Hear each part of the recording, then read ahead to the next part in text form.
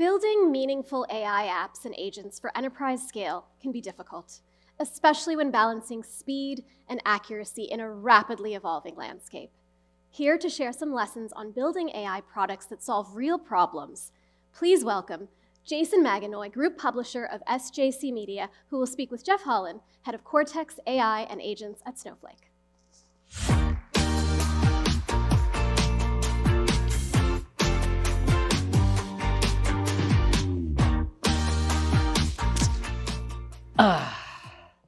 Thank you, everyone, for joining us today. So, Jeff, we touched upon this backstage. Like we're talking about sort of the comment, the perplexity thing, and I downloaded it. It was an agent. I downloaded it, and then I got cold feet, and then I did not use it. Everyone here is talking about AI products, AI agents, and people are building them in the audience. People interact with them every day. My first question for you is, what actually makes an AI product great, actually right now, not in theory? Yeah, I'll probably start with something that might not even be the first thing that many folks would think would come top of mind, especially for somebody who I'm spending my time trying to build some of these AI products myself. I think the most important consideration is that agent solving a problem that is, one, useful, and the second one being that users actually want solved for them. I think there's so much excitement about AI happening right now, and it's coming from a good spot. I'm super excited about AI, but it's very interesting. Like even just a few weeks ago, there was some research published from Stanford, and they did this huge study, and they went across all these different organizations, and they were like, what are the things that you could see AI helping with? And there's certain things that we enjoy doing. Like there's parts of my job that I really like doing, and then there's a lot of parts of my job that I don't love doing. I don't want to use an agent to automate the parts of my job that I like doing, that I feel like I'm uniquely qualified to do. But those things that I don't like to do, 100%, I would want AI to do them. And there's a few reasons for that. Part of it is trust. Like there might be parts of my job that I'm like, oh, I don't actually think AI could pull this off for whatever reason. And the other element is like just personal satisfaction. So the number one thing would be like, are you solving a real problem that people want solved for? And then, the second part that kind of goes hand in glove with that is the trust around it. I think there's a natural, I don't know how much this is to your Comet experience, but a huge consideration with AI is, can you trust it? Like, is it actually effective? This is actually one of the big things. At Snowflake, we focus on data. So one of the big things we're always trying to figure out is, how do we make sure we're bringing in the right context, the right data from an organization so you can trust it? If you're trying to solve a problem, or if you're looking at adopting AI in the enterprise that doesn't map on those two quadrants, I'd say, maybe pump your brakes a little bit. So, that's a really, really good trust. You touched upon trust. My next question is about, so we always talk about hype. There is like, whenever a technology is in market, there's tons of hype around it. And with hype comes buzzwords, like lots and lots of buzzwords. But then it's about this tangible value prop. You just touched upon solving a real problem. What is the tangible value prop for AI agents right now? And then what will be the value prop in 5 years? So right now, the way I think about it is the biggest value prop that I see happening day to day is boosting productivity. The way I would describe it is, if I look back, if I scored myself and I say, how much work am I able to get done in 5 days of work? Today, I actually think I'm probably getting what would have taken me before 6 days of work to do that I'm able to accomplish in 5 days. Okay. So it's a productivity boost, which is what's happening today. And hopefully everyone here is able to at least play with AI technology and do whatever else to understand, what could you be doing to get more productivity? In the future, 5 years from now, I don't want to get too sci-fi in the kind of the art of the possible. What I get really excited about is just how dynamic I think we'll get. So for instance, this morning when I was getting some work done, there was some simple task. I can't even remember what it was, but it was more or less like, we have some system that helps track this piece of information. There's another system over there that I have to update it to. And I was just thinking man, wouldn't it be cool if there was just an app that did this for me? Genuinely, in 5 years, my belief is that I would be able to open up some AI and be like, can you just more or less do this for me every single day? Automatically connect system A to system B. And I think it's actually going to be able to pull it off. I really think it's going to be the pace where everybody has their own little personal developer who's building cool little apps or widgets to help them be more productive, so that 5 years from now, maybe I'm able to do 20 days of work in 5 days of a work day than what would have taken me 5 days back in 2019 or something. Okay, so you touch upon something, which is, can you give us a really bold use case? For the audience here today, tell us how agentic AI is going to radically transform an industry in a way that we haven't thought about yet. I don't know if I don't know if I think highly enough of myself to think I have anything that no one's thought about. There's so many people thinking about AI, but I'll tell you one, at least that I suspect, it's kind of in the same vein, that I do think is really going to transform, which is the level which we're able to provide personalized experiences. So for today, if you think of any experience across any industry, like one of the big struggles that you have is whether you're building a website, like a landing page, when I log into my email, I see pretty much the exact same experience that you see when you log into your email. When I check into a hotel, I have pretty much the exact same experience that you have when checking into a hotel. Now, there's a certain class of people who get a VIP experience. I'm not that type of person. I'm not in that income range. But there are a set of people where they're like, when they walk into a hotel, they get a very different experience. They know who they are. They know what they want. Their bowl of M&Ms is sitting in their thing because they know they like it. I think one of the things that AI has the possibility to do is enable you to provide personalized experiences to every single one of your customers. Like there really is a world that I suspect when I check my email, I might actually see a different way that my email is organized and displayed to me than what you see when you log into your email. Like it could be so dynamically personalized and crafted to each person.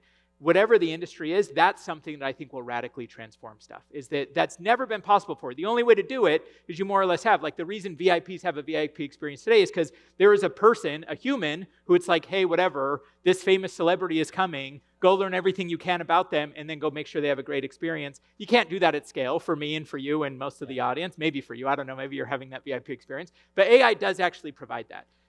And again, that's only going to happen if you have the right trust in the context, though. Like you've got to make sure you have the right information feeding it so that you know about your customers. But I'm very excited about what personalization has the potential to become. That would be the radical use case that I would say. Anything in that vein across industries, I think is going to be very exciting. So my next question is about adoption, and it's two-pronged. You touched upon it, like this idea of personalized experience. I don't want that. Sure. I do. I would love that. But my question is, what is required of me in terms of giving information to this particular product to get that type of experience? I guess there's two fronts. So there is like, I know we were even talking in the past too about what it will take to actually happen, even for organizations to start adapting AI. So there is a very human psychology effort that happens. I mean, the old saying of like history rhymes, it doesn't necessarily repeat itself, but it rhymes. Across any technological disruption, the innovation of computing, I think about web and mobile, like think back to when mobile was just becoming a thing. There were very clearly businesses who went very mobile first. They were like, we're going to build a mobile application. No joke, the reason I have the bank that I have now is because they built a really good app, whatever it was, 20 years ago, and the current bank that I was using did not have a good app, and they weren't investing in apps, and I was like, I want something that I can do on the go, so I literally switched banks.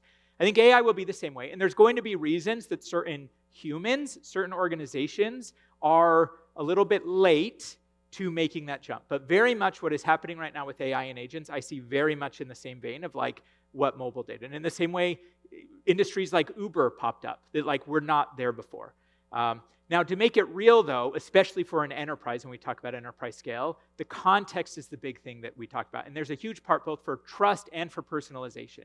You have to make sure you have the right information that you can trust, which is where at Snowflake, one of the things that we say time and time again is there's no AI strategy without a data strategy.